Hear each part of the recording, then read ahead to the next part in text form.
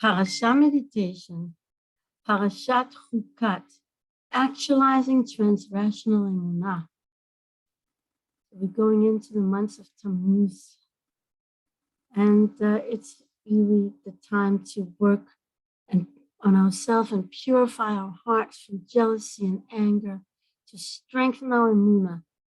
Parashat Chukat opens with a mitzvah of Para Adumah, the red heifer, which is one of the super rational statutes of the Torah that we cannot explain and understand with our human logic. So for that, we need to accept transrationally Hashem's decrees and with complete, pure emunah. And then we will marry to inherit the land and live securely within it, as it states in Tehillim. Trust in Hashem and do good, dwell in the land and foster emunah. The more we trust in Hashem, the more secure we'll be able to live in our land. And how much hishtadlut effort is required to have our needs met, that depends totally on our emunah. One of our students recently married a Breslava in Tzfat, and I was impressed by their emunah to live literally from hand to mouth. Many don't have any money in the bank, but share whatever they have with others and trust that their needs will be filled. Although I'm not able to live that way, I can still appreciate that level of emunah. Many spiritual healers and light workers testify how we can manifest what we need by means of the power of visualization alone, without much physical effort. When we believe that good things are going to happen, we'll allow these things to happen to us by means of the spiritual law of attraction. So we live in very exciting messianic times when people are beginning to manifest goodness by means of the power of meditation and visualization of Hashem's light in our lives. So this Parasha meditation guides us to strengthen our emunah while helping us to alter our attitude, transforming negativity. So I hope that at this time it will help prevent anger and accept transrational mitzvot, to keep all the mitzvot of Hashem happily, even those we don't really understand. Zot chukat Torah, asher tziva Hashem le'emor, daber b'nei Yisrael v'yikchu alecha para aduma tmima, asher ein ba mum, asher lo ala aleya ol. This is the statute of the Torah that Hashem has commanded, saying, speak to the children of Israel and have them take for you a perfectly red, unblemished cow, upon which no yoke was laid. So the laws of the red heifer, Para Adumah, which this Pasha opens with, is, as we said, completely beyond rational logic. And that is what Chukat Torah means. That's its definition. The word Chukat comes from Chok, referring to a trans-rational law. So in our time and day, it's very difficult to obey laws that we don't understand. Even the words obedience and commandment, they're no longer politically correct, and these words grate our ears. Interestingly, the gematria, the numerical value of the word chok, is 108, and this is the same gematria as the phrase ze bechol levavi, this with all my heart. When our mind has reached its limits and can no longer relate, that's when we need to devote our full heart in love and commitment. So Hashem told Moshe and Aaron, since you did not believe in me to sanctify me in the eyes of the children of Israel, therefore you shall not bring this congregation to the land which I have given them. So when Moshe hit the rock instead of talking to it, he failed to fulfill Hashem's commandment with all of his heart, according to his elevated level. Thereby, he forfeited his precious opportunity to teach the Jewish people about the importance of obeying Hashem. Had Moshe spoken to the rock and had the rock consequently brought forth water, Hashem would have been sanctified before the entire congregation. The Israelites would have understood that just like this rock cannot speak and it cannot hear, but it's still like it keeps the mitzvah of the omnipresent God, how much more so should we? Rock-like obedience derived from steadfast emunah. Hitting the rock was an expression of a slight lack of emunah for which Moshe was severely punished. It takes more physical effort to hit a rock rather than talking to it. Due to the repeated complaint in the wilderness, Moshe assumed that the Jewish people were on a low level of emunah. Therefore, he thought that they needed him to hit the rock twice, corresponding to their lack of faith. His main mistake was that he lost the opportunity to actualize the latent emunah of the Israelites by simply talking to the rock. He failed to reveal the spark of emunah buried within the inner dimension of the Jewish soul. Even when a Jew appears to be lacking faith, it's important to trust that the emunah exists deep down, engraved within the soul root of every Jew, within our inherited spiritual genetics. If we feel down and far from emunah, we must believe that we can believe. We can actualize our latent emunah by repeating over and over to ourselves, although I don't feel emunah right now, in the inner dimension of my soul, I do believe. Sometimes dark clouds cover the light of emunah, which can be compared to the light of the sun. Even during a cloudy day, the light of the sun is still not weakened. It's only the clouds that conceal its light. In the same way, even when we don't feel emunah, it's only the clouds of doubts that conceal it. In the inner dimension of our Jewish soul, complete emunah always shines like the sun on a clear day.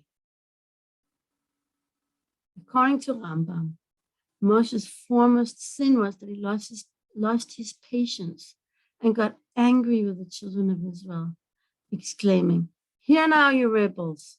It was inappropriate for a man of his stature, who was supposed to be the model of good conduct for all the people, to lose his cool before the entire community of Israel. This behavior constituted a description of God's name. A desecration of God's name. Anger is an expression of lack of emunah. It constitutes an iron curtain against accepting Hashem's will through every challenge we face. Sure, people can be annoying and things don't always go our way.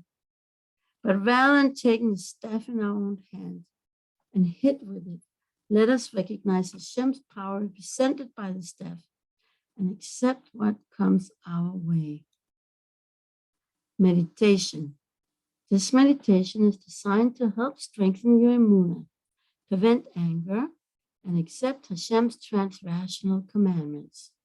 Close your eyes and make yourself comfortable in your seat. Take several breaths and let out the air slowly.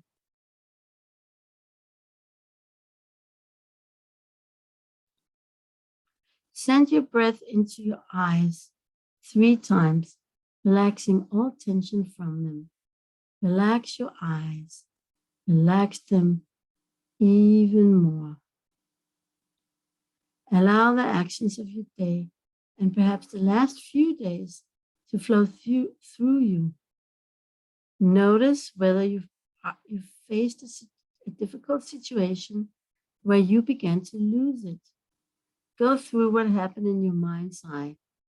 What did the person do or say that made you so upset?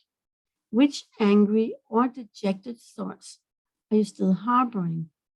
Imagine your negative thoughts as dark clouds. Allow the clouds of all your negativity to pass through you without hanging on to them. Breathe into each of them slowly and relaxed.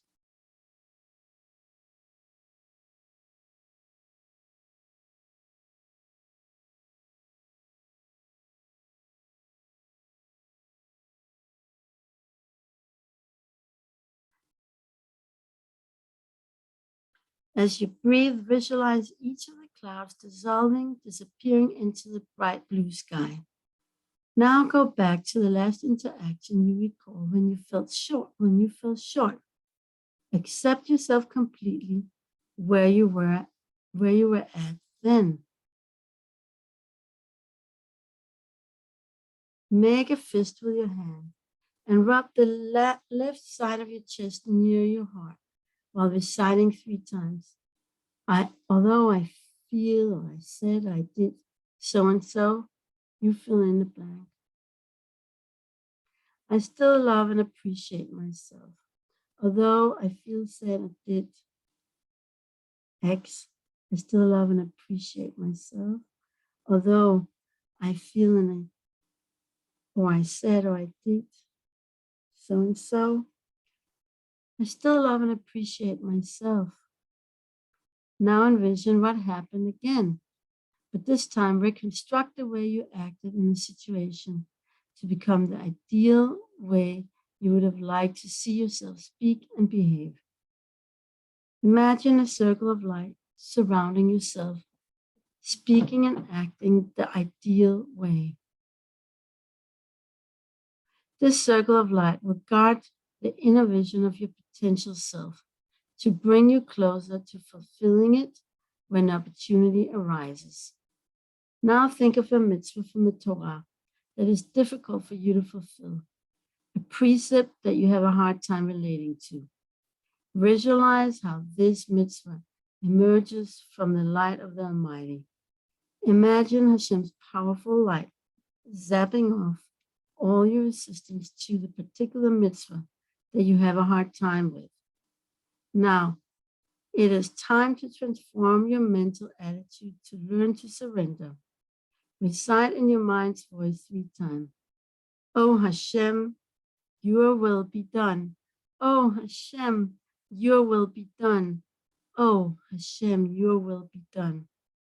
Visualize yourself opening your hands to receive and accept the gift of the difficult mitzvah with grace.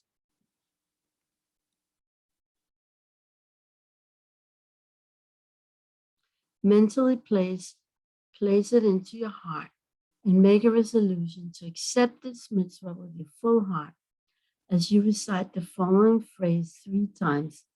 Ze bechol levavi. Ze bechol levavi. Ze bechol levavi. This is with all my heart.